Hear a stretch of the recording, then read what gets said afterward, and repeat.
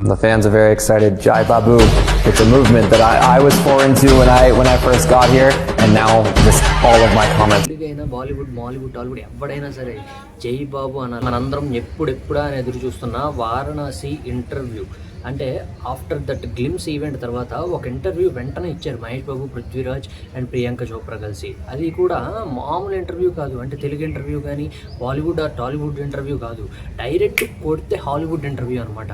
Hollywood వాళ్ళకే interview ఇచ్చారు వీళ్ళు ముగ్గురు కలిసి. ఆ ఛానల్స్ కూడా చాలా హై ఛానల్స్ అనమాట, కాలిడర్ అండ్ SR+ అనే ఛానల్స్.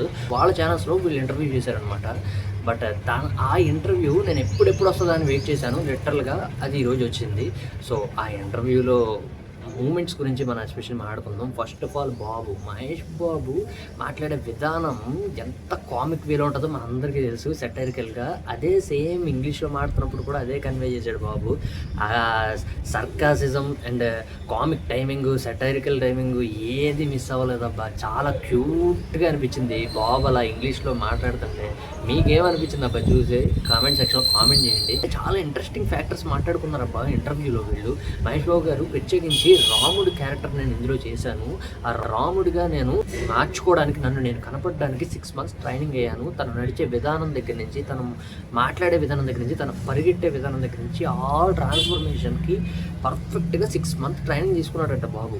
ఆ 6 months ట్రైనింగ్ తర్వాత తన ఫుటేజ్ ఒక 30 minutes ఏదైతే మనం ఈవెంట్లో చెప్పారో ఆ 30 minutes ఫుటేజ్ చూసుకున్నాక తను చాలా హ్యాపీ ఫీల్ అయ్యాడు అనమాట. అంత వర్క్, అంత ఎఫర్ట్స్ వేస్ట్ కాలేదు, పర్ఫెక్ట్గా యాప్ట్ అయ్యాయి అని బాబు అది చెప్పాడు. ఇంకా నాకు ఎక్కడ హై ఇచ్చింది చెప్పినా తెలియదు. అది కూడా హాలీవుడ్ వాళ్ళు కూడా జై బాబు అన్నారు. ఆ ఇంటర్వ్యూలో SR+ ఇంటర్వ్యూలో జై బాబు అన్నాడు అనమాట. అక్కడ మామూలుగా లేదు, హై కదా. అంటే ఒక హాలీవుడ్ ఇంటర్వ్యూలో కూడా జై బాబు అనే స్లోగన్ వినపడడం అనేది ప్యూర్ DHFM సెలబ్రేషన్ మూమెంట్ అనమాట. ఇది జస్ట్ శాంపిల్. ఇంకా వారణాసి ఫిల్మ్ రిలీజ్ అయినప్పుడు April 7, 2027 అరాచకం అంటే ఏంటి, అసలు బాబు మ్యానియా అంటే ఏంటి అనేది వరల్డ్ వైడ్ తెలుస్తుంది ఆ వారణాసి ఫిల్మ్ తోటి. ఇంకోటి ఏంటంటే రాజమౌళి గారు కూడా క్లారిఫికేషన్ ఇచ్చారు SR+ ఇంటర్వ్యూలో. ఇది 1 part ఫిల్మే వారణాసి అని, 3 hours అబోవే ఉంటుంది అంట డ్యూరేషన్. సో ఆ క్లారిఫికేషన్ కూడా వచ్చేసినట్టే. మన రాజమౌళి గారు ఒక జోక్గా కూడా చెప్పారు. ఐమాక్స్ ఇంటర్వ్యూ అడిగాడు అనమాట, ఐమాక్స్ మీకు తెలుగులో లేదు కదా, మరి ఐమాక్స్ ఫార్మాట్లో తీస్తున్నారు ఈ ఫిల్మ్ ఏంటంటే, నేను ధర్నా చేస్తాను అమెరికా వాళ్ళతో కలిసి ఇండియాలో కూడా మీరు ఐమాక్స్ థియేటర్స్ పెట్టాలని చెప్పి సర్కాజంగా అన్నారు.